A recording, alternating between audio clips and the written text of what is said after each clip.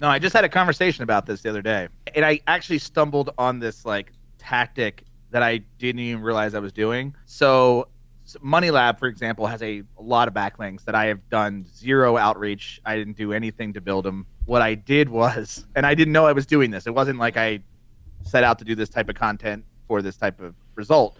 But the byproduct of writing for your peers, like you bring up the lifestyle business post, like that was written for you. That was written for people that I consider equals in this industry.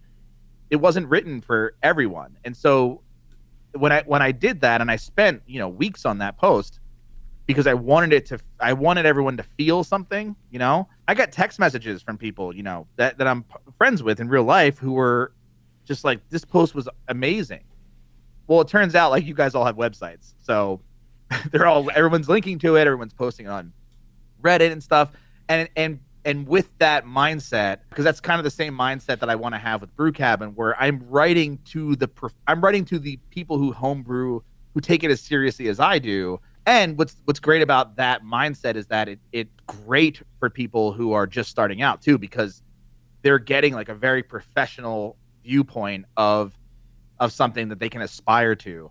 And so I feel like when I do that, I want other homebrewers who have sites to go like, he's the guy to follow. Like, whoa, what an amazing like viewpoint. What a interesting, because I'm tailoring it to them. And so what's interesting is that it just turns out to be a great way to build links because without trying all that hard, I guess.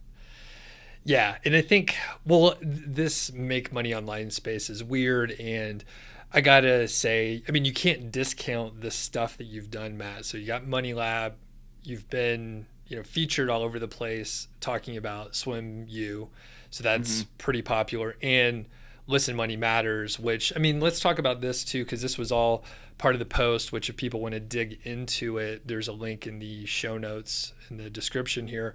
So you had a lot of projects going on. You had the multiple Yeah. sites, you had some staff, you were part of a SaaS product called Lasso, which we've talked about before. You Hmm. also had two podcasts that you were a part of. So what's going on with the podcast right now? They're both on permanent hiatus. So, and they both shut down right before, all the protests that happened in, I think, June. We didn't shut them down because of that. We shut them down before that for other reasons, but I was actually glad to be not a white guy talking about money at the time. And what happened was we were just looking at the business. Like, I love broadcasting. I have professional broadcasting equipment. I've been doing it my whole life. I have a passion for it.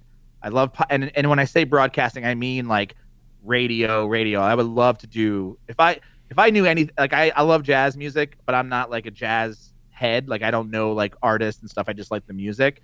And I listen to Kuvo Jazz as like my only radio station, and I would love to be like a DJ on Kuvo Jazz. Like that would be so much fun to me and so relaxing. Just be on mic, talk about jazz music, like having to like control the board. It's so cool. And so like podcasting was so I love podcasting. It's the same thing, except you don't have to worry about fumbling because you're not live.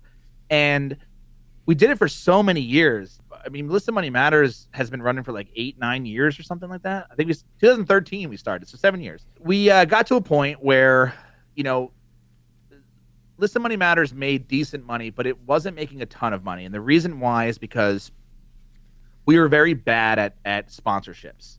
And I think this is a theme in my life. I am not good working with companies. Like I don't like having people tell me what I can and can't do, or like having to negotiate what I can and can't say. Like if I like you and you like me and there's a mutual partnership and you trust me, then yeah, we can have a discussion. But then it's like I have to get invoices from you, and it's like, did I do what I was supposed to do? It feels like there's just a tether that I don't like, and so it was really difficult to do that at Listen Money Matters. And at Money Lab, I was selling my own products, so I was doing my own ads for my own thing, which is really good. And I had some sponsors. I had Ahrefs. I have other sponsors as well. And so like it was fine. But when you looked at how much effort, like every week we're putting out a show and we have to like plan the episode, record it. There was a lot of effort that went into making an episode. And when you look at the return on investment, like the return on time with that, as compared to say putting out a YouTube video, which ultimately was harder to do and had more time, but the results were the results are like exponentially better. So for me, it just felt like, I don't know, it just sort of, it kind of just died. And obviously with COVID, like people weren't commuting and going to the gym as much, and so like listenership just kind of faded away.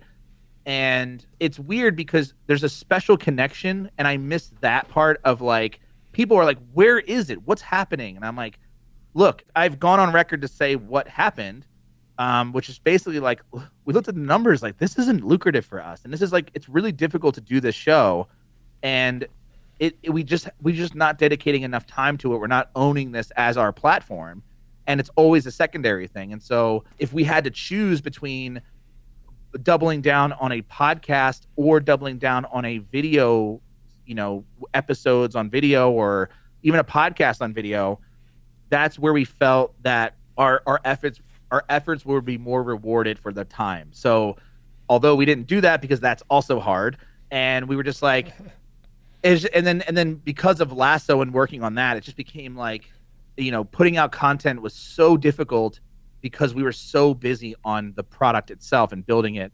And ultimately, like everything just kind of like unraveled and fell apart. And we just looked at it and said, like, are we okay with shutting these down? Are we going to lose any money? No. And so we just kind of went with it.